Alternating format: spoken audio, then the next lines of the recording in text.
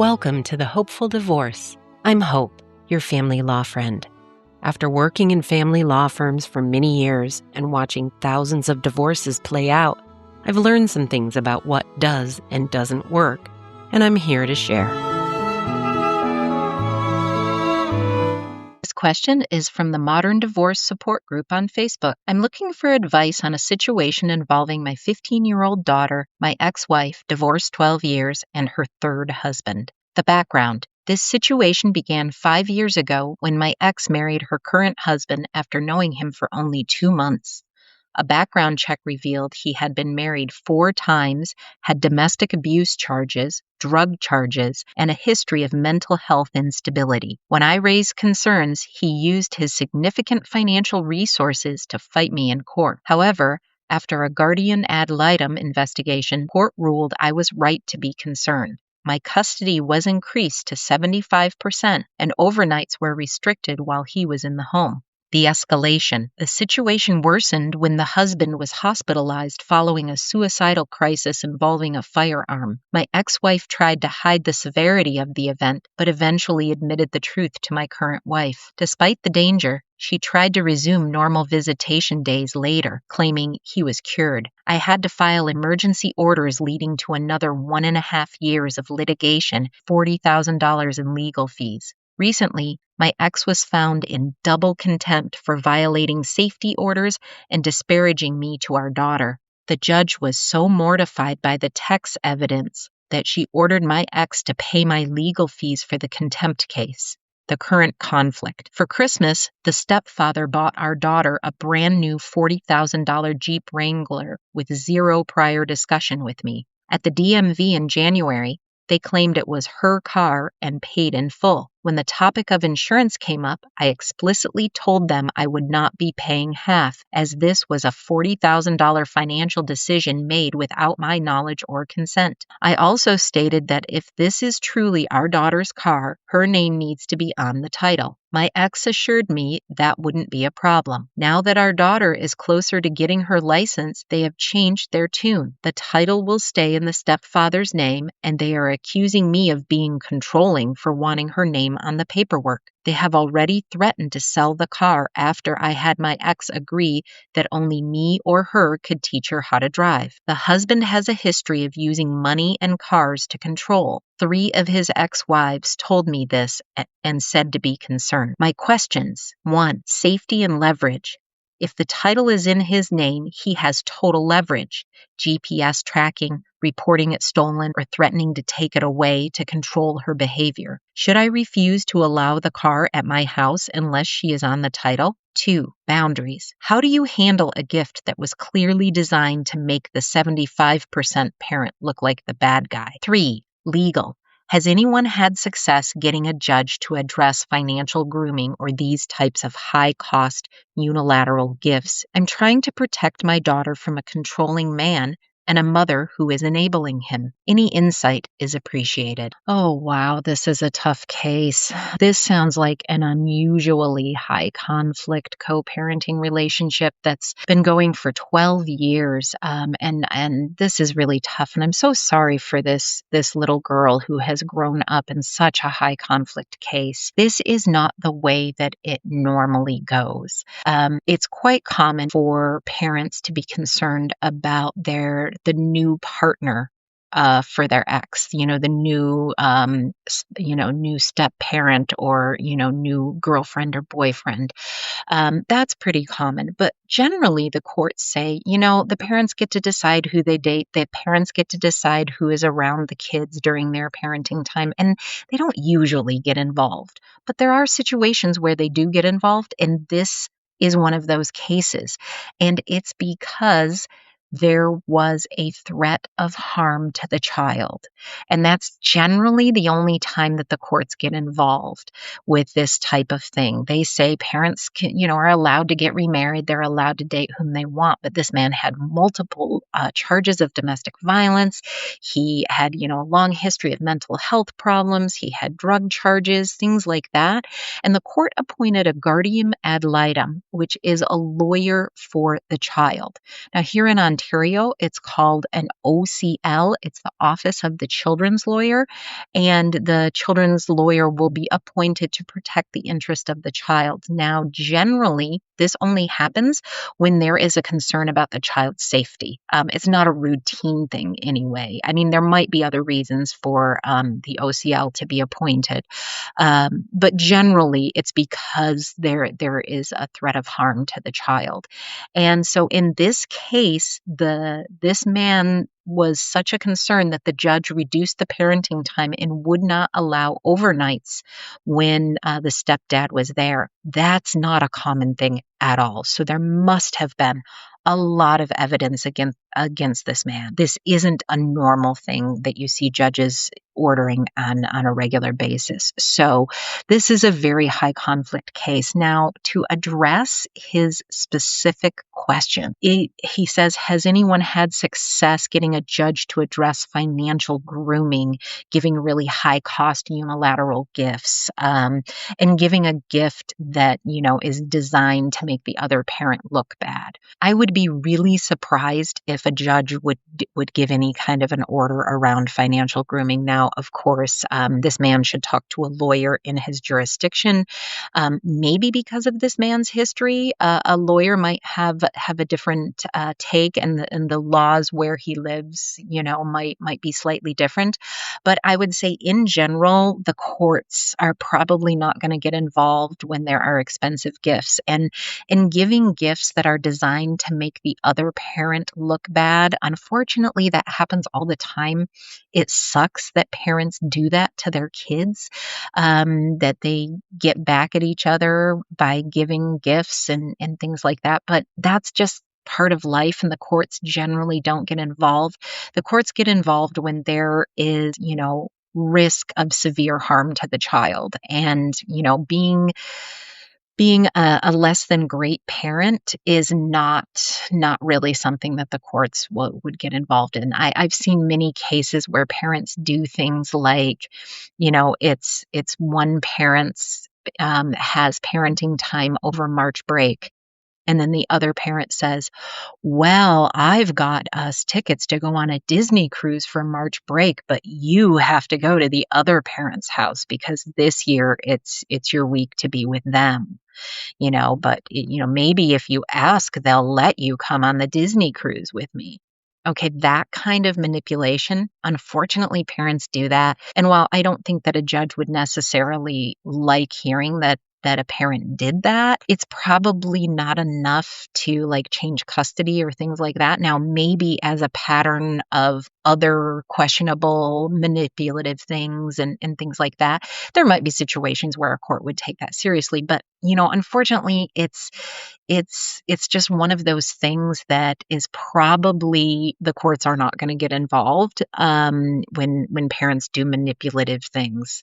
It just kind of sucks. Now, the other point he had was about safety and leverage, that because the daughter's name is not on the title of the car, he could report it stolen. He could put a GPS on it. He could take it away from her at any time and use it to control her.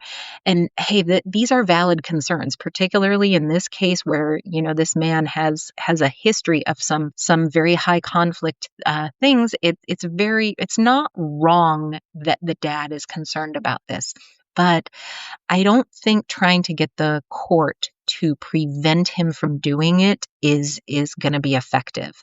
I think the better strategy is for him to have a conversation with his daughter. Now, you have to be careful about how you have this conversation, but she's 15 years old. She's almost 16. She's going to be driving a car soon, and you need to start having conversations with her, about life and about partners. And without saying stepdad is doing this to be a jerk, and, without disparaging stepdad or mom, he needs to talk with her in general about gifts. And when someone gives you a very expensive gift, it can have strings with it, and it can be used to manipulate and control you. And, without getting specific about stepdad, but saying that, sometimes this is what people do in relationships and friends can do this to you.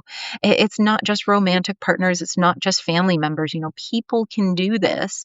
And it's important that she understands that gifts like this can come with consequences. And so be aware of it and say, if she plans to get a part-time job and drive this Jeep so she can, have her job, drive it to and from work, what happens if it gets taken away? How will she get to her job? Talk about it like that. Then saying, I think stepdad is going to try and manipulate you and control you with this. You can't say things like that, but you can talk about it in general.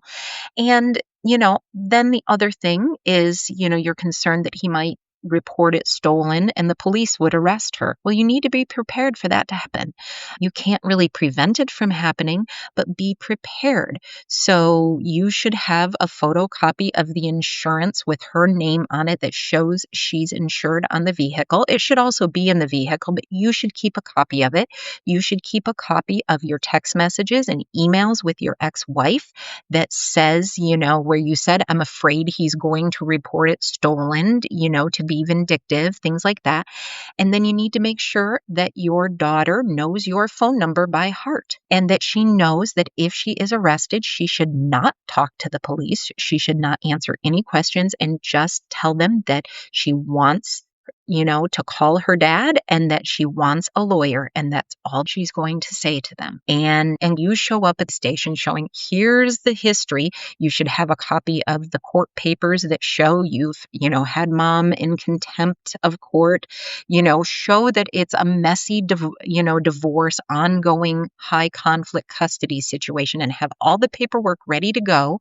So if this happens, you can just grab it and go to the police station and show them what's going on. And hopefully the police will see that it's, not really a stolen car situation, but it's a high conflict, co-parenting relationship, and they might let her go or, might make things go more easily.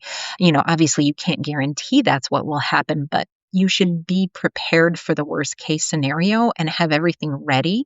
And, talk to a lawyer first. What should I do if this happens? Get legal advice in your jurisdiction about exactly what should happen, and then hope for the best. And, if it does happen, whatever does happen with this car and your daughter, she's going to learn some lessons. And, I'm not trying to minimize your fears or that, well, it'll be okay. She'll learn from it. Of course, you don't want these things to happen. But there's only so much we can do to control what happens in life. And in this case, you need to prepare your daughter to, understand what could happen.